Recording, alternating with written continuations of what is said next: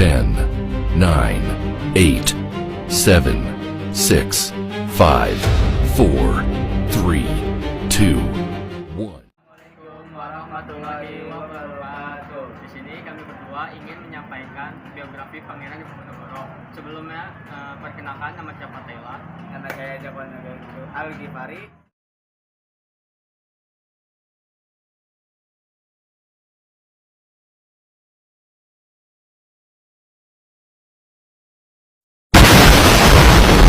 A few moments later. Biografi Pangeran Diponegoro. Pangeran Diponegoro merupakan putra dari Sri Sultan Hamengkubuwono III.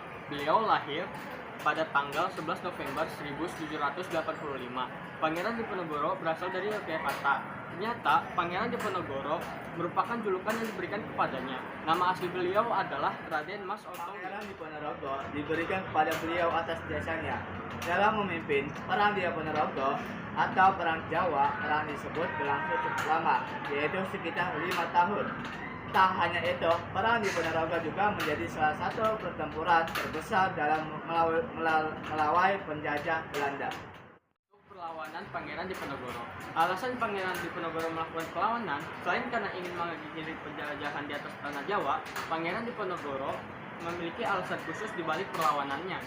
Jadi, sebab khusus terjadinya perlawanan Pangeran Diponegoro adalah kekecewaan dan sakit hatinya kepada Belanda dan Patih Danureja yang memerintahkan pemasangan tonggak-tonggak untuk membuat rel kereta api melewati makam leluhurnya. Hanya itu, Pangeran Diponegoro juga kecewa karena Patih Danureja dan beberapa kaum bangsawan lainnya termakan rayuan Belanda dan menyebabkan adanya campur tangan Belanda dalam istana Yogyakarta. Akhirnya, Pangeran Diponegoro pun mengatur siasat perlawanan kepada Belanda bersama dengan rakyat Tigarejo. Dalam perlawanan, Pangeran Diponegoro juga dibantu oleh Pangeran Mangkubumi sebagai penasehat, Pangeran Ngabehi Jayakusuma sebagai panglima, dan Setot Ali Basia Prawiradirja sebagai panglima perang. Kisah penangkapan Pangeran Diponegoro.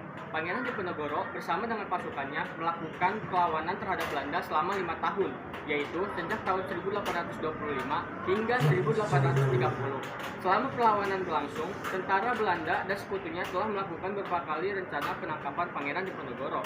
Rencana penangkapan Pangeran Diponegoro pertama kali dilakukan pada 20 Juli 1825. Penangkapan tersebut dilakukan oleh 2 orang bupati di Tegalrejo atas perintah pihak istana yang bekerja sama dengan Belanda. Tak hanya Pangeran Diponegoro, penangkapan tersebut juga ditunjukkan untuk menangkap Mangkubumi.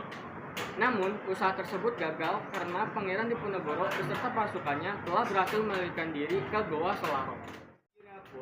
Belanda pun menyusun rencana penangkapan lainnya yang dilakukan pada 1827. Rencana tersebut dipimpin oleh Jenderal de Bosch dengan menggunakan taktik perang benteng ke Estelsel yang berhasil membuat Pangeran Diponegoro terhimpit. Semakin lama, pasukan Pangeran Diponegoro pun semakin sulit bertahan. Namun semangat perlawanan mereka tak padam. Akhirnya pada 28 Maret 1830 Belanda pun mengajak Pangeran Diponegoro dan pasukannya untuk berunding di Magelang. Namun ternyata ajakan itu adalah jebakan. Pangeran Diponegoro pun berhasil ditangkap dan diasingkan ke Manado pada 3 Mei 1830. Peristiwa ini pun diabadikan oleh Raden Saleh dalam sebuah lukisan berjudul Penangkapan Pangeran Diponegoro. Saat ini lukisan Raden Saleh tersebut menjadi sebuah harta karun negara yang syarat akan nilai sejarah.